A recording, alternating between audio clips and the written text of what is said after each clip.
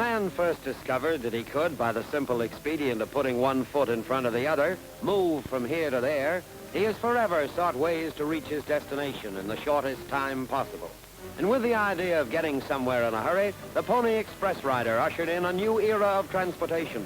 This fellow rode hundreds of miles, swam rivers, and fought Indians, just so the folks out west could get a letter from Aunt Minnie. The old Conestogas, commonly known as the covered wagons, were the trailers of yesterday. A hitchhiker. Well, maybe times haven't changed so much after all. Prairie schooner transportation was used to pioneer the West, and the deep ruts made by the heavy iron-rimmed wheels can still be seen across the prairies and the mountains and the desert. The Overland Stage carried paying passengers and express. And would you believe it, the father of the American stagecoach is this sissy-looking affair, a coach and four, no less, used on the continent long before the Indians ever saw their first paleface. We might call this buggy with the Cabby one of New York's first taxis. And of course, the junk wagon came along as soon as folks began to throw away yesterday's newspapers. Speaking of transportation, you see that little fella on top? He rides around town, takes it easy, while Tony give it a push. But then, as now, a fire is something to get to in a hurry. Now here's something interesting. One of the first sightseeing buses on record. Well, that's very interesting. Now we've seen and heard everything. There's no music in the world more lovely than the merry jingle of old-fashioned sleigh bells and the clear, crisp air of a wintry day. A scene like that brings back memories, huh? The horse-drawn streetcar was, at the time, a miracle of transportation.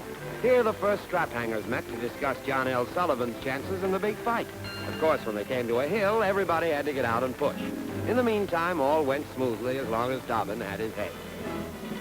And this looks like a Broadway first night. Those fancy forerunners of the modern limousine delivering the elite at the door are barouche cabs, no less. What? Autographs?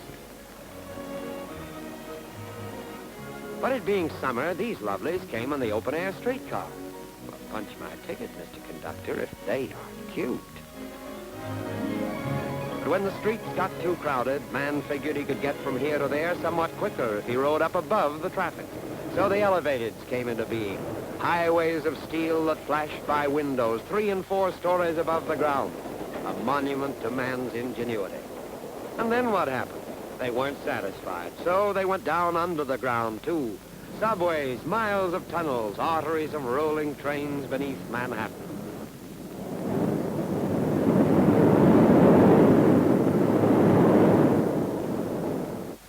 In 1830, this monstrous demon appeared. It nearly scared the cows to death. That fellow who ran ahead's probably going to shoo one off the track now. Here's another old number. Those open-air coaches in the back give a swell view for an excursion. This train came along at the turn of the century. Take a gander at that headlight.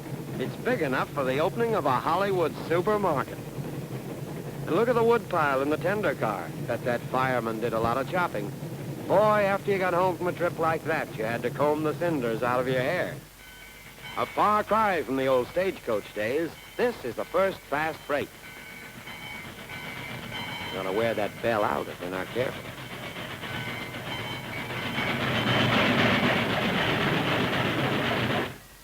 Well, the engines got bigger and more powerful until this happened.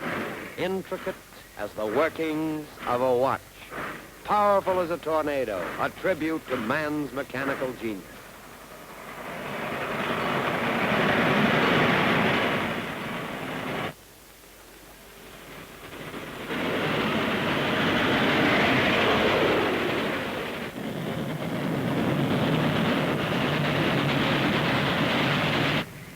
The old covered wagons took many months to cross the mountains, but this modern freight train with 2 engines does the job in a day. And here's the latest thing on rails, modern as tomorrow, the Streamliner. Here she comes.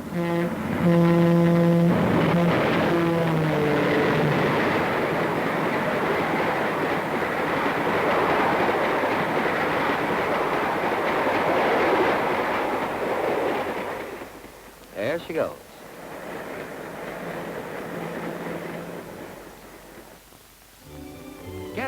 load of this. One of the first gasoline buggies, and they aren't going to a costume party either. Dusters and goggles were what the well-dressed motorist wore in those days.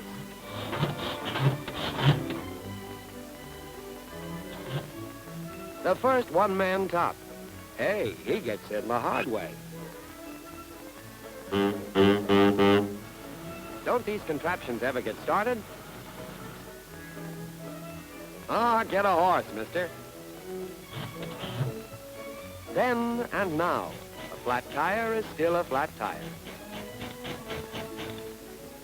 Ah, a bunch of the boys out for a ride. Pardon me, they're going for a beer. Here's a fellow and his girl in a sporty job. Wouldn't it be nice if they could all take a ride? There's no room. Hey, what's this?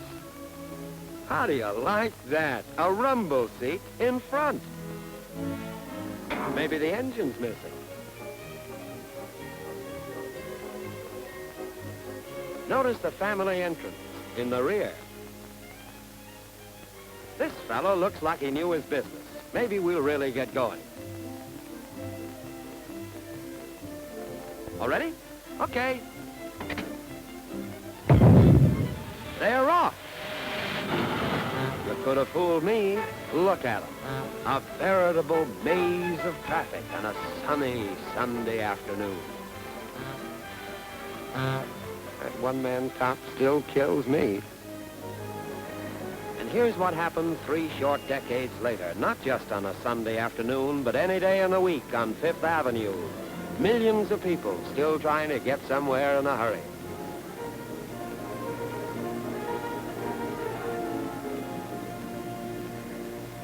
The Wright brothers came along and found a new way to get from here to there. But it flies, and the imagination of all mankind went soaring on newfound wings. Believe you me, a fellow was pretty brave in those days to sit out in front of those flimsy wings and that sputtering motor. But did we ever imagine that these kites with motors, as they were called in those days, would be used for such purposes as man has this day devised? Watch closely. You're seeing one of the first helicopters. Up it goes, and we mean straight up. Monoplanes of this type were responsible for many famous flying records. Chamberlain, Amelia Earhart, Wiley Post, and others flew ships similar to this one. The old Pony Express rider would have been amazed to see this United States mail plane.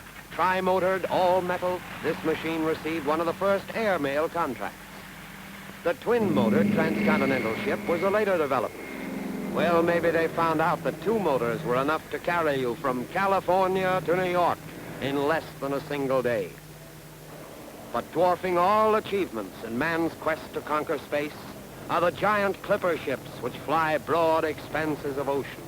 Just think of it. You can board one of these flying hotels, eat and sleep as comfortably as in your own home, and play bridge with your fellow passengers while flying halfway around the world. No longer is distance measured by miles, but by oceans and continents, then and now. Who can tell what future manner or means man will contrive to reach his destination in the least possible time? Thus, man in each new age is a pioneer. Perhaps in some future year, racing through the stratosphere faster than the light of day, man may outrace time itself. What's next? Who can tell?